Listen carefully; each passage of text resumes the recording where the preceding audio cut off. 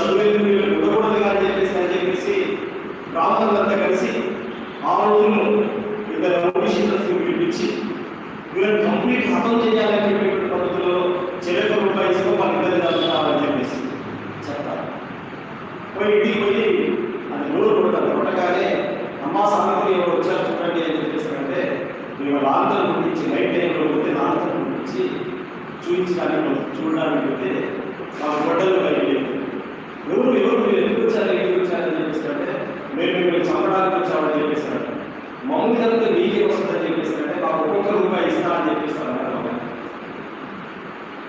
ఆ ఒక్క రూపాయిని మా పిల్లలకు పోషించుకుంటామని చెప్పేసారంటే అప్పుడు మనల్ని చంపడానికి వచ్చారని చెప్పి సాధించిన మాయకుడు అర్థం లేదు.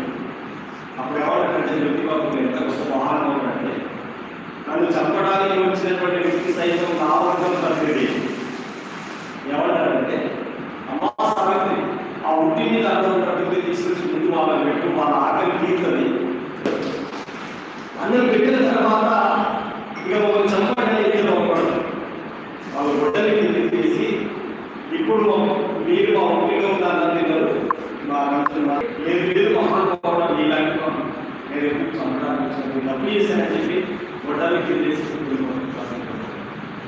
అంత గొప్ప ఎలా ఏ పాత్ర నిర్వహించారు జ్యోతిబాబు జీవితంలోకి వాళ్ళు తిరిగి చూస్తే వచ్చేటువంటి అనుభవాలు మీరు అనవసరంగా జాతరలు ఉత్సవాలు పండుగల మీద అనేక పద్ధతుల్లో డబ్బులు ఖర్చు పెడుతున్నారు. మీ పిల్లలకు పంటలు కొనియండి, బలపాలు కొనియండి, వారికి బట్టలు కొనియండి, వాడు ప్రయోజకులైన చదువుకుంటే ప్రయోజకులైన మీరు మూఢ విశ్వాసాలను ఏమేమి చేయకండి, పెళ్లి పేరుతో ఖర్చు పెద్దగా పెట్టకండి అనేటువంటి పనులు చేస్తారు. అందుకనే అర్చకులు లేకుండా పూజారి లేకుండా పెళ్లి అనేటువంటిది ఇప్పుడు ఎవరు చేసుకుంటే ఇది మొదటిదని చెప్పేస్తారు అనుకునే వాళ్ళు ఏమి ఇచ్చిందమ్మా తాలిగడ్డలేదు పెళ్ళిది బాజా భద్రత లేదు ఏది లేదు ఆయన నుంచి మాట్లాడలేదు కంటే పద్యాలు చదివితే అది అసలు సిద్ధమైనటువంటి పెళ్లి అనేటువంటిది ఇప్పుడు వచ్చినటువంటి ఆ రోజుల్లోనే ఆయన గొప్ప పాత్ర నిర్వహించారు.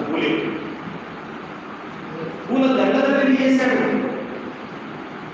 చివరికి వీళ్ళందరూ ఎటు మార్చారంటే పూలే అంటే అంటరానివాడు, అంబేద్కర్ అంటే అంటరానివాడు, ఇంకా కాస్త సబ్క్యాస్ట్ వారి ఉద్యమాలు వచ్చిన తర్వాత అంబేద్కర్ అంటే మాదైన, జగ్జీవన్రావు అంటే మాదిగైనా, పూలే అంటే గుజరాతైనా అనే కాదు వచ్చింది. కానీ ఇక్కడ వరకు తీసుకొచ్చారు. కానీ బ్రాహ్మణ స్త్రీల జీవితాల్లో వాళ్ళ బ్రతుకుల్లో మార్పు తెచ్చిన మహనీయుడి పేరు చెప్పమంటే ఆయనే జ్యోతిబాబు పూలే అని చెప్పి చెప్పక తప్పదు. బ్రాహ్మణ స్త్రీల జీవితాల్లో మార్పు తెచ్చింది కూడా జ్యోతిబాబు పూలేనే. ఒక బ్రాహ్మణ వితంతు గర్భవతి మొత్తం సమాజం ఆజంగానే సతీ సాగరంలో ఇవన్నీ మీ అందరి దృష్టిలోనే మీరు అందరి రోజు వారి పాఠాలు చెప్పేట్టున్నారు.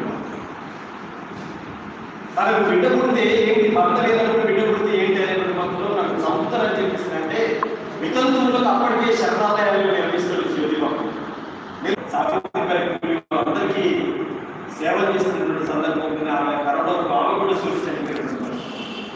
అట్లాంటి గొప్ప కాంట్రిబ్యూషన్ అందించింది ఆయన ఆలోచన. ఈరోజు ఆయన ఆలోచన అయితే అందరికీ విద్య అనేది ఆయన ఆలోచనలు అయితే ఈరోజు కేంద్ర ప్రభుత్వం ఎన్ఈపీ తీసుకొచ్చి కొందరికే విద్య ఉండాలి, అందులో ఉన్నత విద్య అనేటువంటిది కొందరికి డబ్బులుంటే కొందరికే ఉండాలి, దానికి రిజర్వేషన్ ఉండకూడదు. రిజర్వేషన్ ఉండదు, ఎవరు డబ్బులు ఉంటే వాళ్ళు చదువుకోవాలి, డబ్బులు లేదో చదువు మానేయాలి. ఇది ఎక్కడి నుంచి వచ్చింది? ఎన్ఈపీ తీసుకొచ్చినటువంటి సిద్ధాంతం ఏమిటంటే మనువాద సిద్ధాంతం, చాతవాద సిద్ధాంతం నుండి శూద్రుల విద్య అభ్యసించరాము, చదివితే నాలుగు భోజనాలు పెట్టే శూద్రులు చేసినటువంటి పాతకాలం వాళ్ళ సిద్ధాంతం భూమికి ఏర్పడినటువంటిది. అందుకనే ఉన్నత చదువులు కాకుండా మీరు కూడా ఒక సర్వేలో చాలా టీచర్స్ సర్వేలో ఒక ఎస్సీ పిల్లవాళ్ళు 10 మంది 1వ తరగతిలో జాయిన్ అయితే 10th క్లాస్ వచ్చే వాళ్ళకి ఎంతమంది మిగులుతున్నారు? యూనివర్సిటీ స్థాయికి వచ్చే వాళ్ళకి ఎంతమంది మిగులుతున్నారు? యూనివర్సిటీ స్థాయిలో 9 మంది డ్రాప్ అవుట్ అయ్యి ఒక్కడు వస్తున్నాడు. 9 మంది ఎగిరిపోతున్నారు.